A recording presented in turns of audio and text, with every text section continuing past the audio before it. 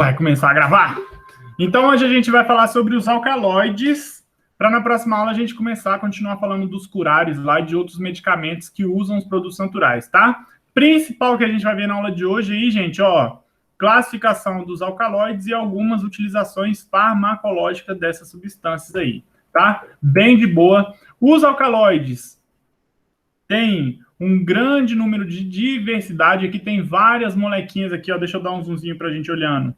Várias moléculas que a gente conhece são alcaloides, ó. Algumas que a gente conhece, por exemplo, super famosas. A cafeína, por exemplo, né? É um exemplo de alcaloide. Essa vimblastina aqui, que é aquela florzinha cor-de-rosa, também possui um alcaloide famoso, ó a cafeína aí. A quinina é um alcaloide também bastante famoso. Os alcaloides, eles são o grupo, tubocarina também é bastante famoso, que é o curare. Os alcaloides, eles são o grupo de substâncias mais famosos que existem. Por quê, principalmente? Porque muitos alcaloides, eles possuem efeitos no sistema nervoso central da pessoa, né? Eles possuem efeitos estimulantes, aqueles efeitos depressivos, depressores e tudo mais. E as pessoas gostam disso daí, né? A gente tem como exemplo aí, por exemplo, que a gente colocou a cafeína, cocaína também é um exemplo de alcaloide, né? Então, eles são bastante famosos aí. 20% das substâncias naturais descritas são compostos de alcaloides, vem causando grande impacto na economia, medicina e setores políticos, desde os primórdios da civilização. As pessoas já conhecem os alcaloides, claro, não com o nome de alcaloide, mas justamente por elas serem usadas aí, às vezes, ó, como poções mágicas, como veneno, como medicamento, né? As pessoas já usam as plantas para várias coisas e os alcaloides, eles têm uns efeitos aí muito importantes. Vamos fazer um breve histórico só para introduzir a questão dos alcaloides aí. Na Grécia Antiga, olha aí, ó, Sócrates, o filósofo, foi executado ingerindo chá de cicuta aí, ó, dessa plantinha bonitinha, parece inofensiva, mas ela tem essa substância chamada coneína, uma substância super simples, e ele, ao ingerir esse chá, a pessoa vem a falecer. Então, ele foi executado tomando esse chá aí, que é um alcaloide. A beladona também, a gente já falou da beladona. Aqui a beladona a gente não falou ainda não, né? Durante o Império Romano, a gente falou do ópio. Durante o Império Romano, a esposa do imperador Augusto aí, chamada Lívia, né, ela assassinava inimigos do marido durante os banquetes, adicionando beladona aos alimentos. Beladona é uma planta que tem muito aqui em Brasília. A gente vê muita beladona aí nos jardins e tudo mais. Tem, então, essas atropinas. As atropinas são substâncias que são super alucinógenas, assim, né? E tóxicas também, né? Tem uma dose letal bastante baixa, no caso aí. E a mulher matava lá, a mulher do imperador matava os inimigos políticos do cara, dando chá de beladona para eles. O próprio nome beladona, a gente vai falar isso em outra aula aí, mas vem porque a atropina, ela está presente em muitos colírios, né? Ela é presente em muitos colírios. Já falei isso para vocês. Colírios para fazer o quê? Para você ficar, deixa eu até desenhar aqui, ó, um olhinho aqui, com a pupila super dilatada. Isso. E por isso que essa substância chama beladona, né? As mulheres pingavam o extrato dessa planta no olho para ficar com a pupilona preta dilatada e ficarem mais bonitas. Era alguma coisa que as pessoas antigas curtiam. Hoje em dia o tempo mudou, né? As pessoas usam blush, usam rímel, usam cílios, mas beladona deixou passar um pouco, não está mais sendo utilizada aí para ficar bonitinho. Olha o carro da pamonha passando. Na bacia amazônica, olha aí, ó, índios usam o curare, que a gente também vai falar, usado na pesca, na caça, em guerras. Quando a gente for falar do curare ali na outra aula que vem, vocês vão ver, a gente vai ver que do curare originou alguns daqueles... Pô, sempre me foge o nome desses medicamentos que você toma para dormir, anestésicos, né? Anestésicos foram gerados a partir do curare, estudaram o curare, então, porque viram que o curare, ele tinha essa propriedade de paralisar a presa, mas não matava muito, assim. Claro, matava por paralisia respiratória e tudo mais, mas controlando essa questão da respiração, a presa não morria, a pessoa não morria, então eles começaram a estudar isso e conseguiram. Importante aqui notar, ó, a gente já pode até ver um ponto importante que a gente viu na aula passada. Olha a estrutura do curare, na estrutura do curare, olha esse nitrogênio aqui, ó, esse nitrogênio e esse nitrogênio. O que eles possuem? O que esses nitrogênios possuem? Eles são protonados. Se for pegar Yes, na igual possuem cargas. Já sempre pensa isso. Sempre, sempre, sempre pense isso, gente. Eles possuem cargas. Se eles possuem cargas, eles são solúveis ou insolúveis? Em água, em solventes polares. Ó, solúveis em solventes polares, em solventes polares, e por isso que os índios conseguiam fazer aí a extração do curare. Eles cozinhavam a planta lá e a planta liberava esse composto aonde? Na água do cozimento. E aí depois eles evaporavam a água e ficavam só com o extrato da planta. Nesse extrato tinha o curare. Importante, olha aí, ó.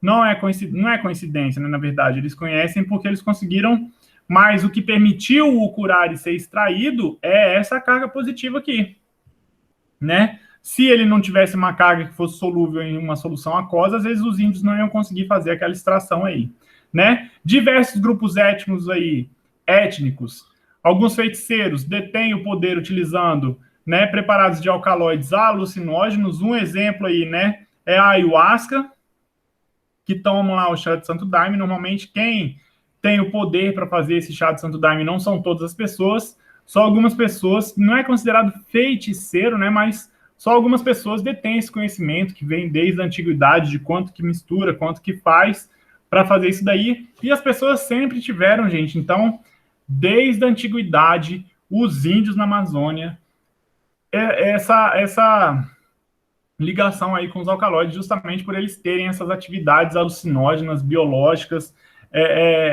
muito ligadas ao sistema nervoso central, tá? E olha aí, ó, com um grande número de atividades biológicas que são atribuídos, os alcaloides foram e ainda são muito estudados. Então, a química dos alcaloides é uma química que ainda é desvendada, ainda é bastante estudada. Se a gente for falar um breve histórico em cima da ciência aí, né, dos alcaloides, até então a gente está falando só de como as pessoas utilizavam aquilo ali. 1803, então, no século XIX, Desrone aí realizou o primeiro isolamento de um álcali vegetal e descreveu como sal de ópio. Aqui a gente já começa a falar da questão de alcaloides, ó.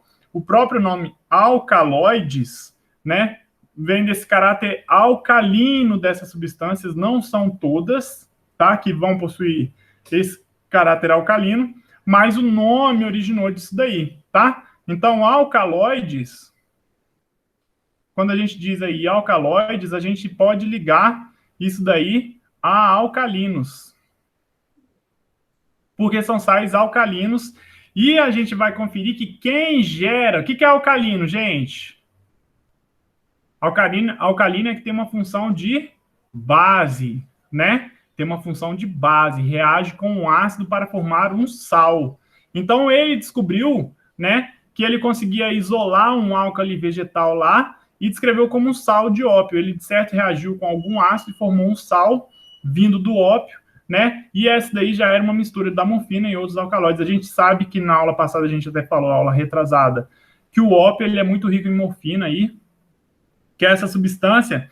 E aí a gente vai começar a notar que todos os alcaloides, eles possuem aqui, ó, esse nitrogênio, eles possuem algum nitrogênio na sua composição, tá? Os nitrogênios dos alcaloides é que vão garantir a ele essa característica de base, então. Então, essa característica de base dos alcaloides é fornecida aí pelo nitrogênio que está em sua constituição, em sua composição lá, tá? 1806, 3 anos depois, o Sertone demonstrou a natureza básica da substância sonífera do ópio, mais tarde denominada como morfina. Então, primeiro o cara viu que tinha um álcali vegetal, 3 anos depois, outro pesquisador só demonstrou que ela era uma base realmente. 1817, ainda no século XIX, isolaram a cafeína. Olha a estrutura do café. Quantos nitrogênios que a gente tem aqui, né?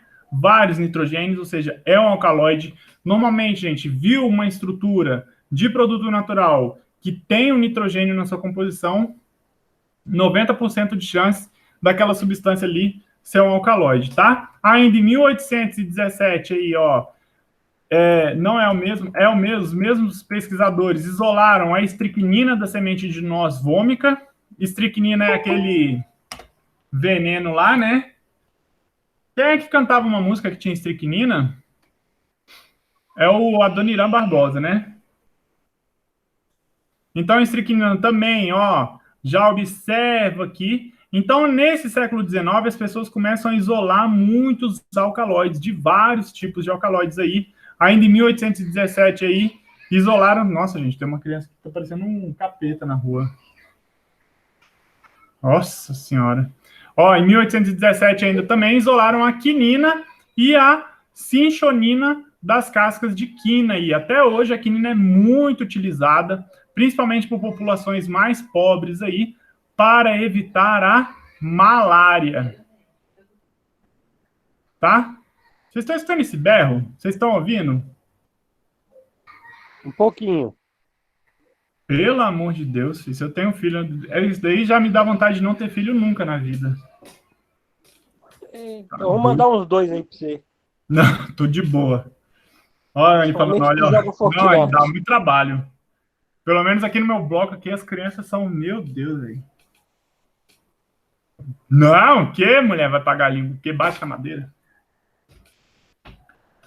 Gente, a quinina, ela é muito utilizada contra a malária e ela é utilizada onde a gente encontra muita quinina aí, é na água tônica. A água tônica tem lá, ó, o sulfato de quinina.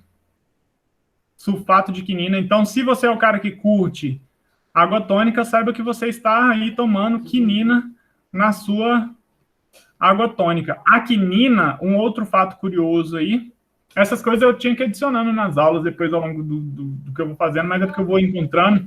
A quinina, ela é uma referência de amargo. Assim, quando descobrem uma nova substância, ou na gastronomia querem saber quão amarga é uma substância, o mais amargo que eles usam como padrão é a quinina, e a partir da quinina, eles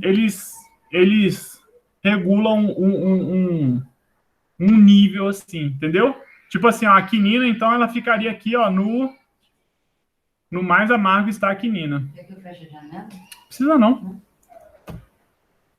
1848, o Merck isola a papaverina, também do ópio, lembrando que a morfina já tinha sido isolada aí no caso, né? A papaverina, ela tem essa ação espasmolítica, mas ela tem aí, querendo ou não parece muito com a morfina, não. Eu ia falar, parece um pouco a morfina. Depois a gente pode até falar sobre esse composto aqui, ó, que ele é bastante importante aí na química dos medicamentos, tá? Mas ele isola também a papaverina, só depois, então, do ópio. Então, as pessoas começaram aí no século XIX a isolar várias substâncias, vendo que essas substâncias, elas tinham muitas características de base aí.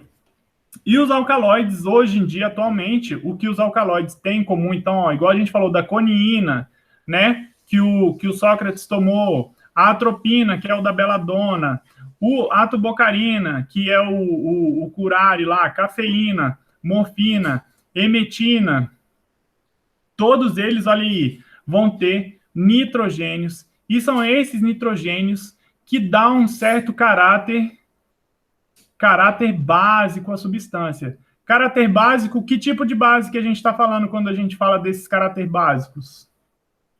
Bases de? Nitrogênio, de aminas. Bases de Lewis, tá? Por que base de Lewis? Porque as bases de Lewis, elas são o quê? Doadoras de quê? Doadoras, não esqueçam dessas coisas, tá, gente? De par de elétron. Então, normalmente, o nitrogênio ele vai ter o parzinho de elétron aí, ele pode doar esse par de elétron. Então, essas substâncias elas são consideradas como se fossem mais básicas, justamente por ter esses nitrogênios aí. Sempre que você vê nitrogênio, então, já grande chance, quase 100% de chance de ser. Eu fico pensando aqui qual que não é qual que tem nitrogênio. A gente pode... Vamos começar durante as aulas, prestar atenção quando eu for falar de outros grupos. se tem nitrogênio na composição e não é um alcaloide, tá? E uma coisa muito difícil que as pessoas colocam também é que essa definição de ter um nitrogênio na substância aí, igual aqui nessas outras aqui, né? A gente mostrou ali as passadas. Ele tem o nitrogênio é um alcaloide, mas é muito difícil você classificar olhando o restante da molécula, porque as moléculas são muito variadas. Olha aí a estricnina, o tamanho da estricnina. Se a gente comparar com a conina, olha o tamaninho que é a conina, e ambos pertencem à classe dos alcaloides. Então, no começo, eu tinha muita dificuldade em aceitar isso na minha cabeça, que quando a gente fala de química dos produtos naturais, a classificação dessas substâncias é uma classificação muito sem fronteiras, assim, é uma coisa muito aberta, muito ampla, e é isso mesmo, aceita, assim, tem nitrogênio, bem provável que seja um alcaloide, que tem algumas características básicas, que se você adicionar um ácido, pode ser que ela se torne solúvel em água, tá? E é isso aí. O que caracteriza um alcaloide aí? Então, o nome mesmo vem já de ser uma base, de ter esse caráter alcalinos, né? Vem aí de alcali. Esse al aqui, ó, al, é tudo árabe, tá? Tudo quanto é coisa que a gente originou dos árabes aí. Eu não sei se vocês sabem, mas nas histórias sempre a gente tem os árabes, eles tinham uma grande busca por conhecimentos e eles distribuíram o conhecimento deles por vários locais aí, né? Então, quando fala de alcalina, esse alcalina é da questão de vem lá dos árabes mesmo. Tipo, igual quando fala Al-Qaeda, o mesmo al tá na alcalina. Álgebra também, o al ali também é dos árabes. Então, eles têm esses nomes meio árabes aí. Então, no nosso dia a dia, a gente não repara muito, né? Então, aí no século XIX, que é o século que estava ali 1800 e pouco, que estava isolando um monte de alcaloides, esse cara aí chamado Meissner introduziu o termo para designar substâncias naturais que se comportavam como base. Como a gente falou, existe uma dificuldade da definição, né? Porque não é um grupo homogêneo do ponto de vista biosintético, deixa eu grifar, do ponto de vista aqui, ó, biosintético, químico e farmacológico. Igual a gente falou, não tem uma certa lógica a questão. É só assim, tem nitrogênio, funciona como base, é um alcaloide, tá? Eles têm definições diferentes, tem outros reinos, anel heterocíclico e tudo mais. E, ó o Dio aí. Caraca, eu tava pensando no Dio agora. E a definição mais ampla se baseia em suas propriedades gerais aí, só aquela questão ali de ter o nitrogêniozinho. Tudo bem? Oi, Dio. Hoje em dia, o que são alcaloides? Olha aí, ó, a definição de alcaloides. Se a gente for perguntar o que são alcaloides são substâncias nitrogenadas, de origem vegetal, têm uma ação farmacológica, encontrado predominantemente nas angiospermas e, em sua maioria, com caráter alcalino. Aqui está só mostrando, né, que se você interagir ele com ácido, ele vai interagir aqui, ó, pegar esse hidrogênio e vai formar um sal. Se você interagir ele com um ácido, ele vai formar um sal, vai ficar solúvel em água lá, tá? Um ponto a se debater é essa origem vegetal aqui, tá? Quando eu fiz a aula, uns 2 anos atrás, 3 anos atrás, era origem vegetal, eu peguei no livro Origem Vegetal, mas depois eu fui lendo alguns artigos e muitas outras substâncias também são consideradas alcaloides e são de origem animal também, como, por exemplo, aqueles venenos de sapo lá, né?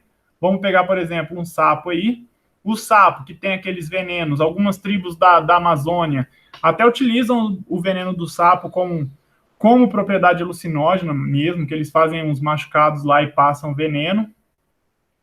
São considerados alcaloides também, né? Então, a origem vegetal aqui é porque a gente está tratando de química dos produtos naturais, mas não é muito fechada essa questão de origem vegetal, não, tá? Toma um pouco de cuidado com isso. Eu acho que se for ter provas falando sobre, não na minha disciplina, assim, mas em concurso e tudo mais, eu acho que a pessoa não vai se atentar a essa pergunta. Isso não vai ser uma pegadinha, assim, de falar que os alcaloides são de origem vegetal, porque algumas substâncias de origem animal também são consideradas alcaloides aí, tá? Como a gente falou, eles são de difícil definição e justamente por causa dessa parte aqui, ó, deixa eu voltar uns slides aqui. Pô, travou de novo. Espera destravar rapidinho, gente.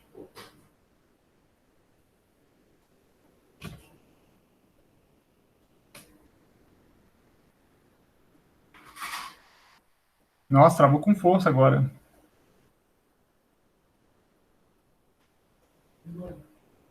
A veterinária arranjou um dono para os cachorros. Sério? Ai, que bom. Vocês estão me ouvindo, gente? Travou o negócio aqui. Aí. Pô, demorou 1000 anos o negócio para destravar aqui, velho. Ó. É porque às vezes trava tudo, às vezes trava só a minha tela principal aqui. Trava a tela da esquerda e não trava da direita. Essa origem aqui, ó, do ponto de vista biosintético, olha aqui. Lugares que se podem encontrar alcaloides. Sabe aquela plantinha do jardim da sua avó? No jardim da avó de vocês tinha essa plantinha aqui? Essa plantinha, ela tem um super alcaloide antitumoral, né? Chamado vimblastina. Ela é super famosa, a vimblastina, mas, olha aí, 3 gramas em 1 tonelada de folhas. Ou seja, você tem que pegar 1 tonelada dessa folhinha da plantinha aqui para conseguir 3 graminhas dessa substância. É uma coisa que depois a gente vai ver que as pessoas conseguiram um outro jeito de sintetizar. Mas então, olha aí, os alcaloides estão nas pétalas da folhinha da planta aí, né? Pode estar também igual na quinina aí, ó, no caso, ó, no tronco da árvore da planta lá, né? 12 a 15% de massa de alcaloides, até que tem uma quantidade boa aí de alcaloides, né? O principal vai ser a quinina, tem a cinchonina, quinidina e cinchonidina. Eu não sei se é cinconidina ou é cinchonidina, tá? Outras partes aí, né? Pode ter no caule, onde que eu mostrei mais? É isso mesmo. Aqui, ó, beladona. Não é a beladona isso aqui. Aqui é a beladona aqui.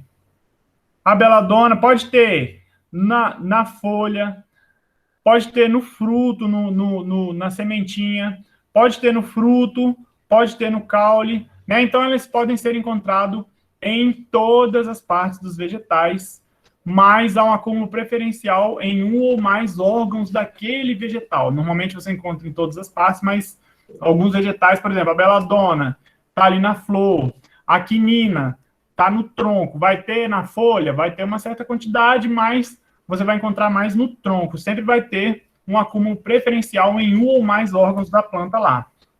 Tá? Olha aí, eles são normalmente sintetizados no retículo endoplasmático das células e acumulado no vacúolo das plantas. Aí é muito Catarina isso daqui, né? As células vegetais, elas têm esse vacúolo aqui, que serve para até guardar água e armazenar os alcaloides que são produzidos aí, tá? Acumulados nos vacúolos. Isso é um ponto até interessante se a gente pensar, porque os vacúolos, eles armazenam água. Os alcaloides, tendo uma propriedade básica, eles podem ter uma certa solubilidade em água, o que facilitaria, então, esses alcaloides serem armazenados nos vacúolos das plantas aí, tá? E, frequentemente, eles são armazenados em locais diferentes daqueles onde são sintetizados, ó. Um exemplo aqui é a nicotina. A nicotina, que é o principal componente aí, né, do tabaco que a galera fuma, do cigarro em si, ela é presente nas folhas, mas ela é produzida nas raízes da planta aí. Então, produz na raiz a nicotina e ela é transportada lá para a folhinha da planta. Então, os alcaloides, eles nem sempre são localizados onde eles são sintetizados na planta lá. Tudo bem? Funções dos alcaloides nos vegetais. Uma das funções é a defesa contra herbívoro, porque por eles possuírem essa toxicidade, sabor amargo, lembra que a gente falou da questão da quinina? A quinina ser bem amarga pode ser, então, uma certa defesa da planta contra animais, né? Um animal que vai lá comer o tronco da árvore vai achar aquilo ali amargo, não vai achar aquilo ali bom. E toxicidade, como assim toxicidade, né? Esse exemplo aqui é bom, a solanina, né? Essa molécula gigantesca. Na verdade, ela é um pouco gigantesca, mas olha aqui. Que anel que é esse que a gente está vendo aqui, ó? B, C, D. Esse daqui já fica mais para trás ali. Mas se a gente desse um destaque aqui... O que é isso aqui? A saponina estradiol, né? É um esteroide. Isso. Essa parte aqui, ó, já é o quê? Já é um carboidrato. Boa, Maurício. É isso aí. Já é um carboidrato aqui também. Né? Então, a solanina aí, ó, é um glicoalcaloide, porque ela tem essa parte de açúcares aqui ligado a ela, né, que apresenta um sabor amargo na batata, tá encontrado em folhas, frutos de tubérculos de algumas plantas, acredite que a planta sintetiza para proteger de predadores. Olha lá, 2 quilos de batata produz deixa eu dar o zoom aqui para a gente conseguir ler bonitinho, não ficar perdido, produzem 130 miligramas de solanina. A dose letal é 200 a 400 miligramas quando ingerida. Então, olha aí, 2 quilos de batata produz 130 miligramas. Se você ingerir 200 a 400, já é uma dose letal. Claro que quando você cozinha aí, você muda algumas propriedades. Mas eu lembro que um dia eu estava dando essa aula aqui, e a Catarina e o Chapa também já falou que as batatas, às vezes, elas começam a dar brotinho, né? E aí eles falaram que não é muito bom comer essas batatas que estão dando broto. Boa, a gente já falou isso, não já? Eu tive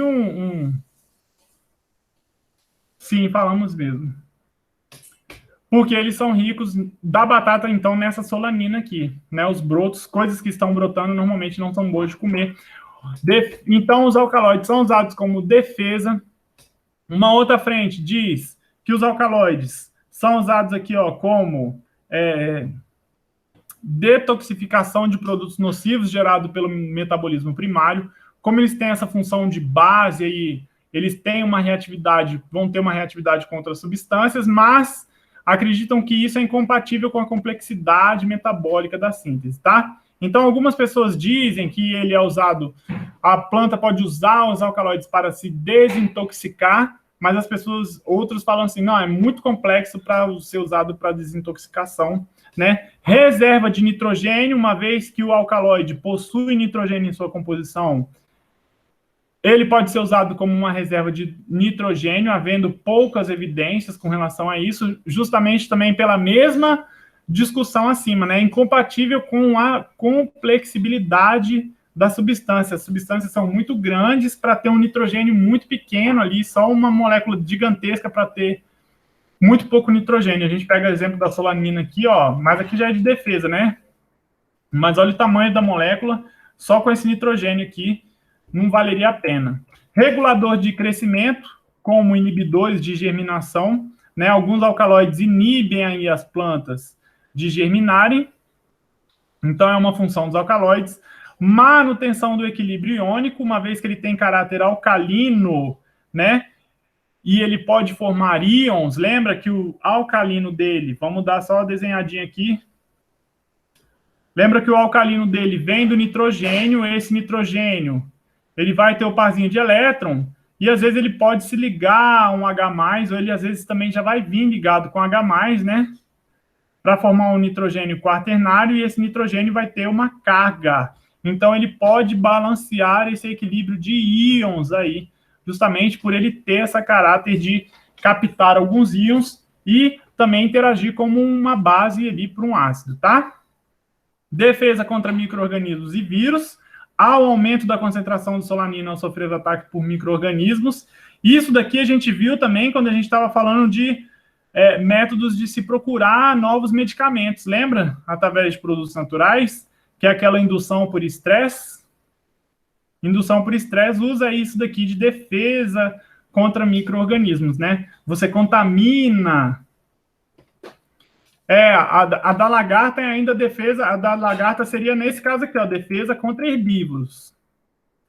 Esse daqui já é contra micro-organismos e vírus, já seria contra bactérias mesmo. No entanto, que tem uma frente de descoberta de novos fármacos que eles tentam utilizar, tipo assim, ó, contamina uma planta com uma bactéria e tenta extrair a substância que essa planta vai usar para combater aquela bactéria, para ser usada como se fosse um antibiótico mais natureba, assim, tentar descobrir novos antibióticos das plantas. Você, então, contamina a planta com a bactéria e vê qual substância ela vai produzir e tenta extrair aquela substância dela ali, né? É o que a gente falou, que é aquela indução por estresse, quando você faz a planta produzir uma substância para você extrair essa substância aí.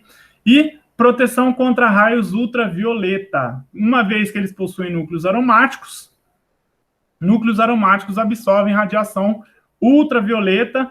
Só dá ligar aqui esse pensamento com a aula de ontem, ó. Por que núcleos aromáticos absorvem radiação ultravioleta? Justamente porque eles têm, ó, a aromaticidade. Vou desenhar um aromático mais comum que a gente tem aqui. Eles têm duplas ligações, né? Conjugadas. E aí, o que ele vai fazer? Ele vai ter aquela transição de que tipo? Pi antiligante, que a gente falou ontem, né?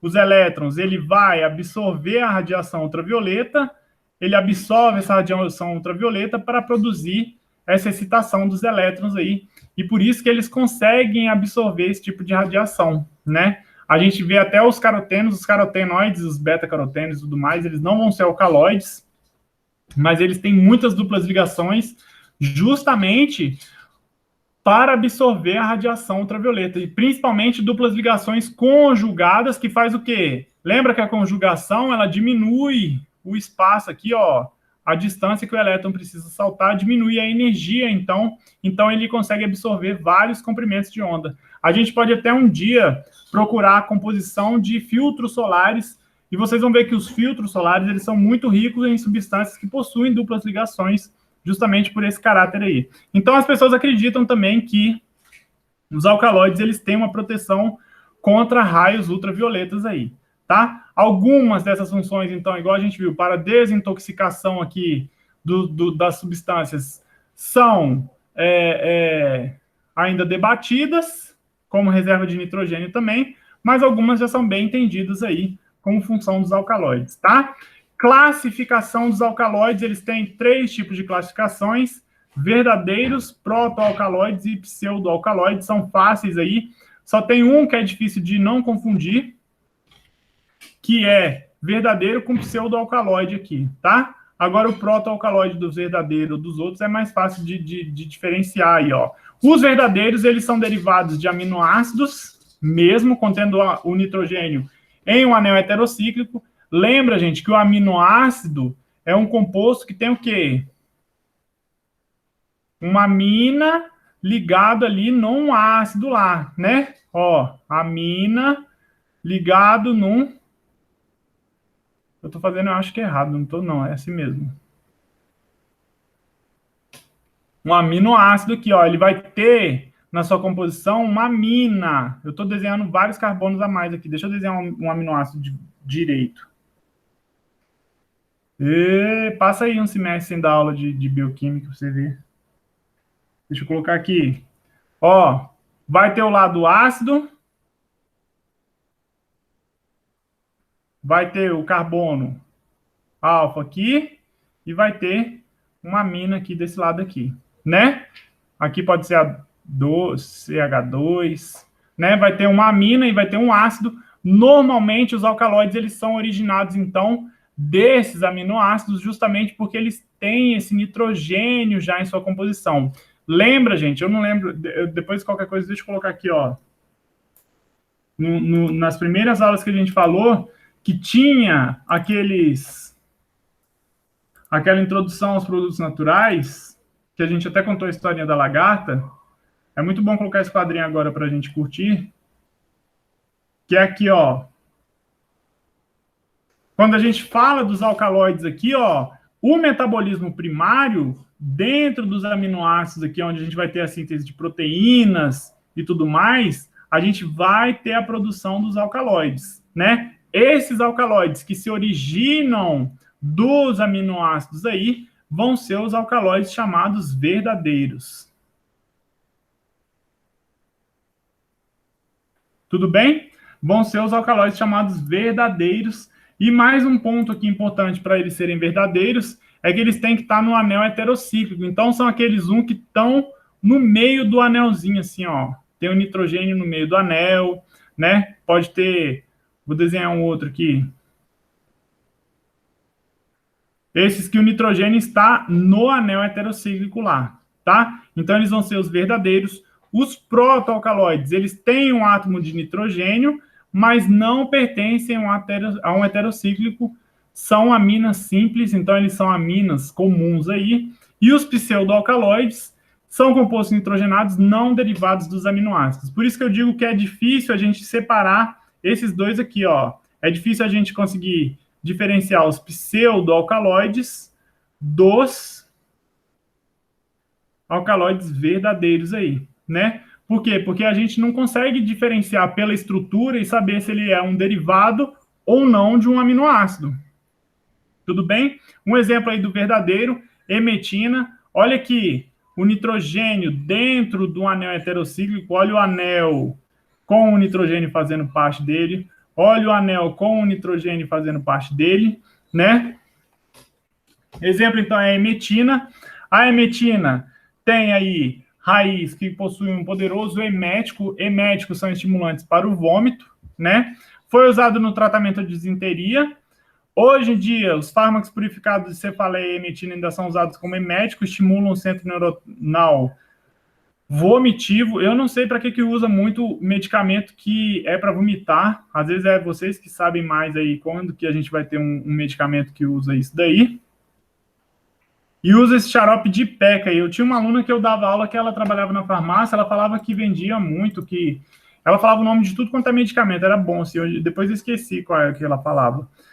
E já foi usado por bulímicos aí, a fim de produzir vômito, mas seu uso repetido causa acumulação e problema no fígado cardíaco. Então, não é bom usar esse xarope dessa planta aí, né? O xarope de peca para ficar vomitando.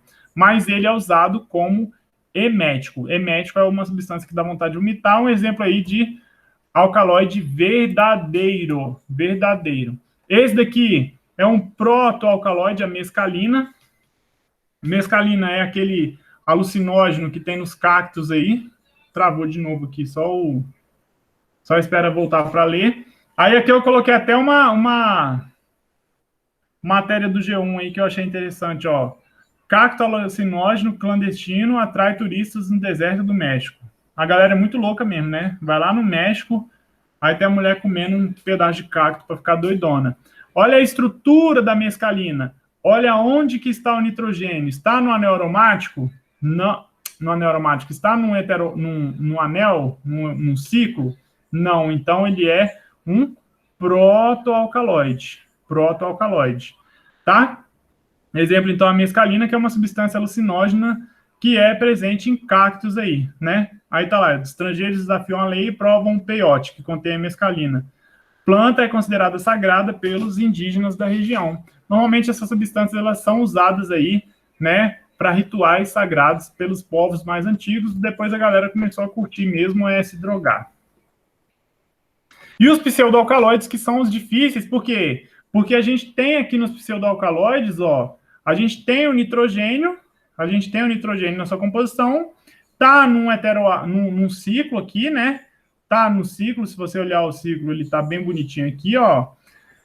Mas não é de um aminoácido, não vem derivado de um aminoácido, é não derivado de aminoácido. Então, eles são chamados pseudoalcaloides. Pseudo é como se fosse uma coisa que imita, né?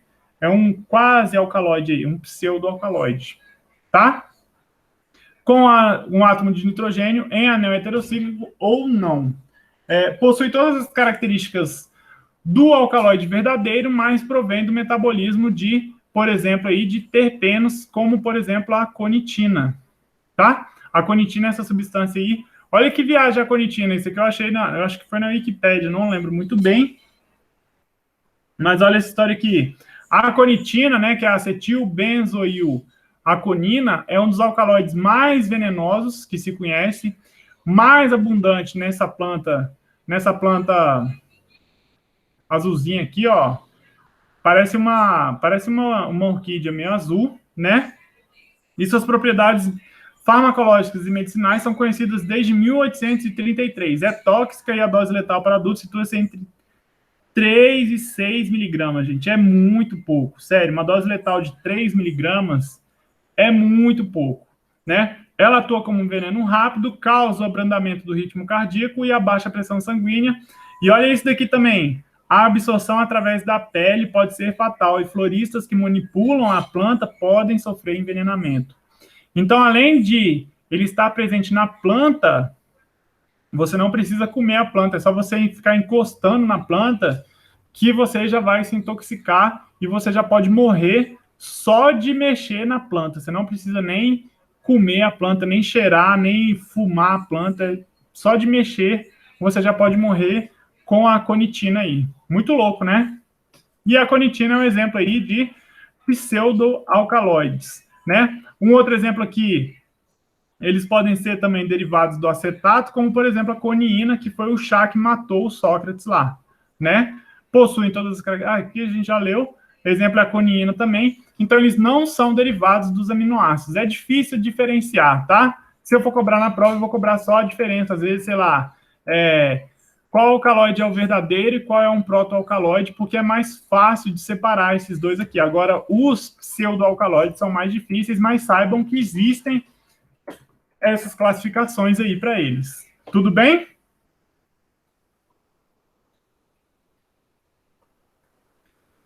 Classificação dos alcaloides também pode ser em relação a um anel heterocíclico. Isso daqui eu vou deixar nos slides lá no Moodle para vocês utilizarem. Por quê? Porque são nomes que são nomes usuais. A gente não consegue montar uma molécula pelo nome, tipo assim, como se fosse um nome IUPAC. Não é nome IUPAC da química. Por exemplo, piridina é o nitrogênio no anel aromático.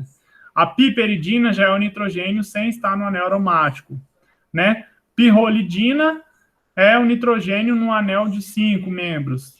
O pirrol já é um nitrogênio no anel com duplas ligações conjugadas, né? Aí, ó, indol, a isoquinolina.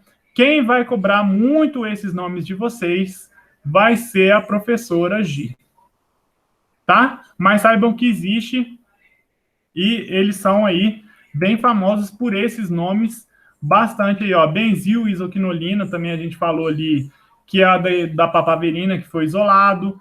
Tem o tropano, que é o da atropina, né? Purina, que é o da cafeína aí, que tem esse anel aqui. Então, repara, ó, se a gente olhar a purina, olha essa estrutura. Quando a gente vai olhar a cafeína lá, além de ter essa estrutura, ela também vai ter outros átomos ligados, mas a gente vê que aquele anel está lá, aquela estrutura, ela está ali fazendo aquela composição. Eu passei o slide rápido, travou. Aí, aqui, ó, tem ainda alguns CH3 ligados, C dupla O, mas o núcleo em si aqui, ó, é aquele que a gente viu aqui, né? No caso da cafeína, tinha um C dupla O aqui, tinha o CH3 aqui, né? Mas o núcleo principal, isso daqui são chamados, então, eles são chamados de núcleos, são famosos, são núcleos que são famosos aí. Por exemplo, o tropano é um núcleo que está presente na atropina, tá? Então, acostume um pouco com essa terminologia aí, ó. Deixa, cadê a atropina? Ó o tropano aqui, ó. Ó o tropano. É um núcleo que está presente na atropina. A molécula inteira da atropina, o tropano. Olha aqui aquele outro que a gente viu aqui, ó. A papaverina, que tem essa estrutura aqui, ela possui um núcleo de... Vamos lá no nomezinho lá que a gente tem. A papaverina, ele tem um núcleo benzil isoquinolínico, se você quiser falar. Tá? Tem essa estrutura na sua molécula lá. Tudo bem? E essa última classificação aqui em relação às aminas, que vão ser, né, alcaloides primários, quando a amina é uma primária. Alcaloides secundários, a amina secundária está ligada a 2 carbonos, a amina primária está ligada a 1 carbono, a amina terciária está ligada a 3 carbonos aqui, e a amina quaternária, cadê a quaternária? Deve estar no slide. Uai. Deixa eu ver se está por aqui. Oxe, meu povo. Deixa eu ver se eu acho.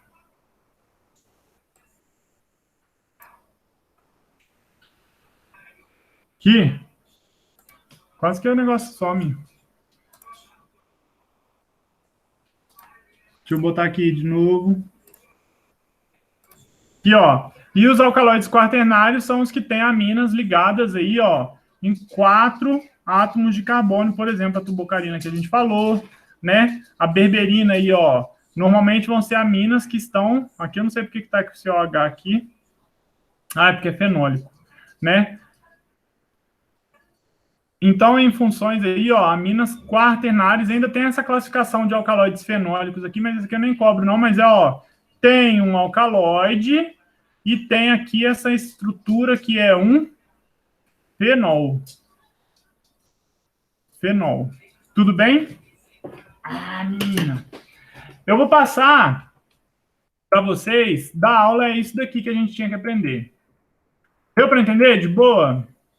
A classificação dos alcaloides, que eles têm esse nitrogênio na sua estrutura. Tem alguma dúvida que vocês queiram tirar?